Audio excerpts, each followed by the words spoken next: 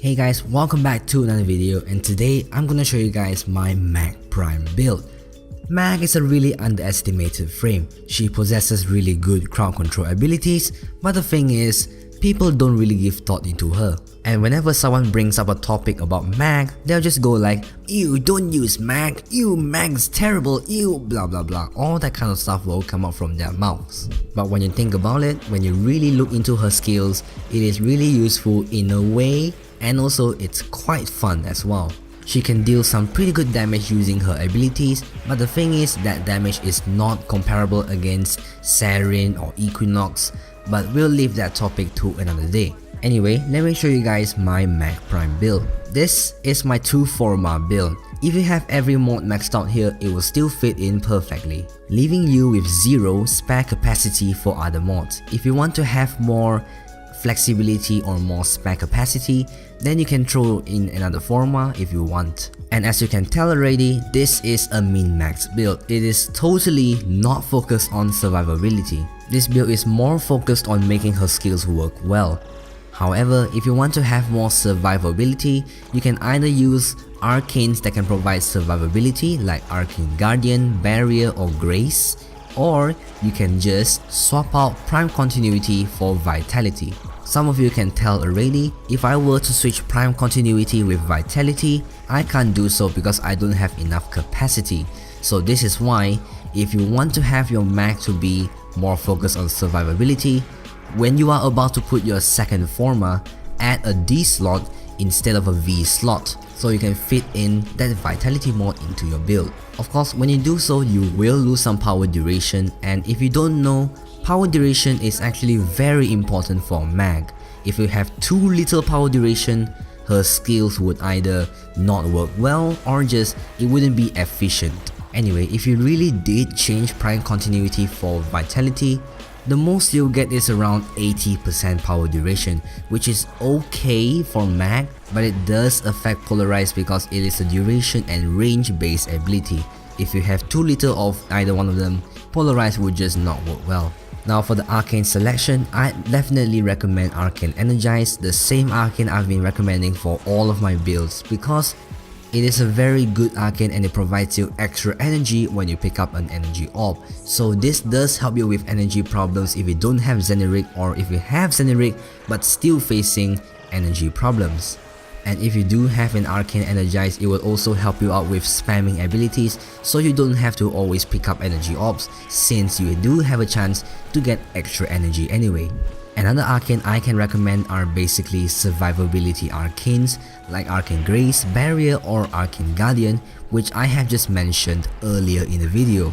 Basically, it generally improves your survivability and it will make you die easily. Everyone knows Mag is a very fragile warframe, and her case is similar to Banshee as well. If you stand still for like half a second or a second, you will probably get shot down and instantly knocked out or just die. Or even a blind bullet from nowhere can just somehow hit you and you will still die anyway.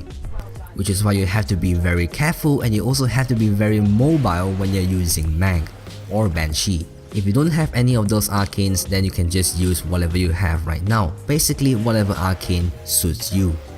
Now I'm done with the build, let's talk about her abilities. Why is it so underestimated? First of all, let me go through Magnetize. It creates a bubble which pulls enemies into it, and also it attracts bullets into that bubble. And this skill naturally is a perfect synergy with explosive or high punch through weapons. There are a lot of good explosive weapons or good punch through weapons like sniper rifles or grenade launchers and all that.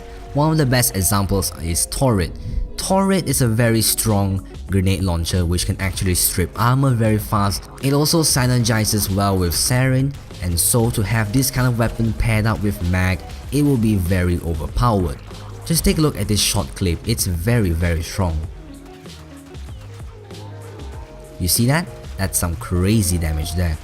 And since you can scale up Magnetizer's damage by just shooting at it, if you have a very strong weapon like a sniper rifle, like the Vectis Prime or Rubico Prime or the Lanka, it will work very well as well. Now speaking of the Lanka, it is a very perfect pair with Mag, but the thing is, it's kinda not practical to bring this into normal missions because of its charge up time whenever you had to shoot something.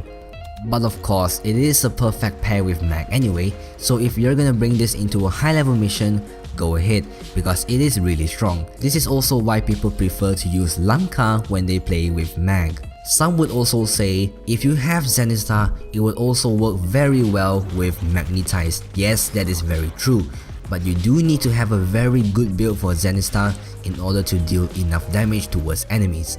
But still, the crowd control that you can get using a Zenithstar plus Magnetize is just crazy. Now let's go through another of her skill, Polarize. Polarize has to be one of the biggest nerfs in history because of how Mag worked last time. Her Polarize used to work instantaneously, that means when you press 3, enemies would also instantaneously die. But now, it feels like it's Molecular Prime but it strips armor and shields. If you don't know what Molecular Prime is, it's basically Nova's 4th skill. Now, Polarize is a very good ability when it comes to crowd control and also dealing a bit of damage.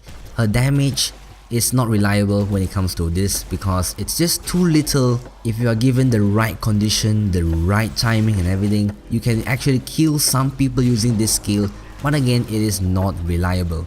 The reason why it's not reliable is because it doesn't strip a percentage of armor or shields, it does in flat damage instead. That means you have to recast this skill many times until an enemy's armor or shields will be finally stripped off.